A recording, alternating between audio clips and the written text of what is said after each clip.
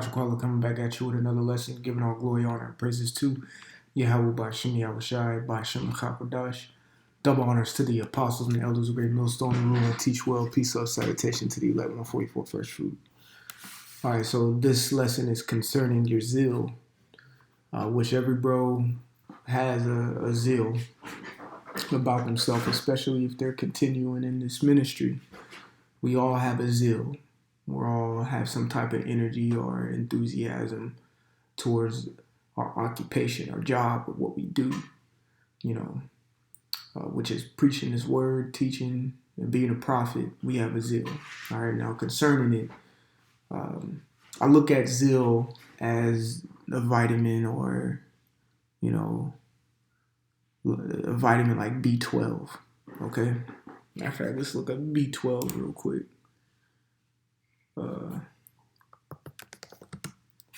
B12 vitamin.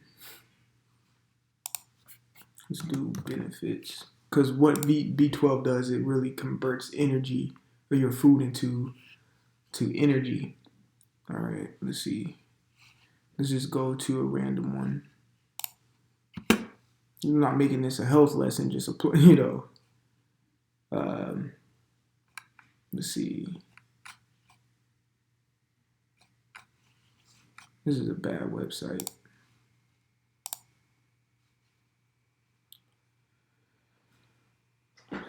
All right, so 9 health benefits of vitamin B12. This is based on science. Vitamin B12 is also known as cobalamin, if I'm saying that right. Is an essential vitamin that your body needs but cannot produce. It's found naturally in animal products, but also added to certain foods and available as an oral supplement or injection. B12 has many roles in the body. It supports the normal function of your nerve cells and is needed for red blood cell formation and DNA synthesis. For most adults, it's recommended to take daily intake, though it's higher for women who are pregnant and breastfeeding. It says B12 benefits your body in impressive ways, such as by boosting your energy. That's the main thing I wanted to get right there. B12 is boosting your energy, because if you take a B12 pill and then you eat, it takes that food which you consumed and it converts it into energy, which gives you more oomph, you could say, in your energy levels. For brothers who know about cars, it's like when you tune a car. All right, so you have a car fresh off the lot. It's stock. Is what you call it, stock. Fresh off the assembly line. That's what it is.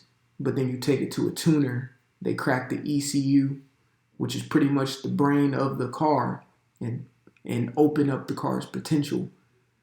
Another example of B12 in a car is putting E85 in the car, which is a certain type of gas, okay, which boosts the power of the car. So it's in the same thing that I compare Zeal to B12, because Zeal is something that's like a burning fire within inside of you. That pumps you up, gives you almost like an adrenaline rush, you could say. But this zeal that you have has to be maintained and controlled. It says improving your memory and helping prevent heart disease. Now going back to zeal, the word zeal here says great energy or enthusiasm in pursuit of a cause or objective. Now there is such thing being called overzealous, where you're over energetic, you're over enthusiastic, okay, to the point where you're hastening things. All right. This is Acts chapter 22 and 3. Okay. This is Paul. It says, I am verily a man which am a Jew, born in Tarsus, a city in Cilicia, yet brought up in this city at the feet of Gamaliel, and taught according to the perfect manner of the law of the fathers, and was zealous toward the Most High, as ye all are this day. So Paul is pretty much saying, yes, I'm zealous. You know, I'm for this. You know what I'm saying? You read Philippians, the book of Philippians, he talked about circumcised the 8th day, of the tribe of Benjamin, Pharisee of the Pharisees, concerning zeal, that was him. You know what I'm saying? He was super zealous, and he was in a point where his zeal superseded his control. So that's the same thing here in our sense. You can't let your zeal supersede or control your patience, okay, your long suffering, your mercy, your grace, things of that nature, because you'll end up like a Judas. I'm gonna keep it a buck with you, who may have quote unquote had good intentions, but he was forcing the hand of the only begotten Son instead of being patient like the other disciples were. You were being overzealous. So let's get that another script that speaks about being overzealous, real talk. It's a classic one.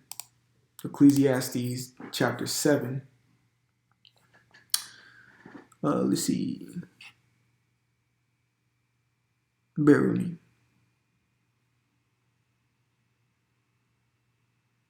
Yeah. Chapter 7 and 16 says, be not righteous overmuch. I mean, don't be, overzealous, okay? Neither make thyself overwise. Why shouldest thou destroy thyself? Right. And usually you find overzealous individuals, and I'm not demeaning or downplaying the law in any type of way, but usually you see individuals who's always about the law, the law, the law, the law. Those are overzealous individuals, because in this society is no way to uphold all 613 laws. Plus, we don't even have a temple. You know what I'm saying? So for you to nitpick at people who may not keep this or that, you're being overzealous, and you're not giving the spirit free course like the scriptures speak about. And you're forcing the course of the river. The Mississippi River flows north. You are purposely flowing south if you're overzealous. You see?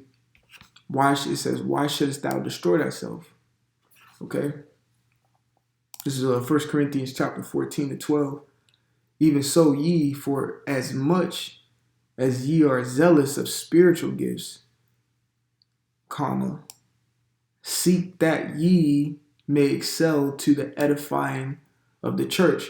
So this is kind of like what we were speaking about with the vitamin B12. B12 is a conversion to energy. Take your zeal and convert it to edifying the church. You see what I'm saying?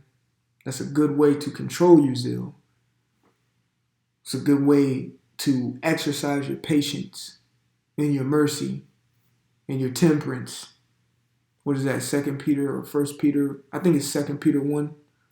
Add to your virtue, temperance, knowledge, faith, all of that, These are the things you add on, okay? And this will control that fire that you're burning inside it. Because if you're overzealous, you can burn out. You think the apostles and the elders, the great millstone, made it this far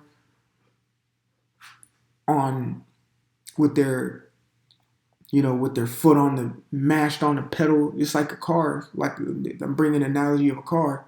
You mash on a pedal for 200 miles or whatever, pedal to the metal, your gas tank is going to deplete way quicker than if you were to do just the speed limit and drive casually. It's running a race. You run a mile, it's 4 laps around the track. Are you going to run A 48-second, 400-meter dash in the first lap? Fuck no. You're going to pace yourself. And you're going to keep your energy within you. So it's the same thing with your zeal. If your zeal is out of control, you're burnt out. And we've seen it happen. We've seen it happen. You know, brothers, I've seen it happen with the short time that I've been in the truth. You know, elder brothers have seen it thousands of times. You burn out. Instead of pacing yourself and keeping that long suffering and patience within you. You got to learn to control the zeal. I love this script right here because it's pretty much telling you, take that zeal and that burning passion that you have, convert that energy into edifying the church. All that passion that you got, teach. Teach somebody. You know what I'm saying? Teach somebody with the patience attached to it. Okay? So that's just a lesson that I wanted to do concerning zeal. You know? Learn to control it. You know, learn to pace yourself. Learn to keep your fire burning at an adequate level so you don't burn out. Learn to continue to trim your lamps. You see? All right? All this goes into you can be zealous. You can have a burning fire within inside of you. Learn how to tame it. Okay? So Lord willing, this was edifying. I want to give all glory, honor, and praises to Yahweh by Hashem, Yahweh Shai by Hashem Chakodash. Double honors to the apostles and elders of Great Millstone who rule and teach well. Peace, love, salutation to the elect 144 first fruit. Brother Kasha Qual until the next time. Shalom.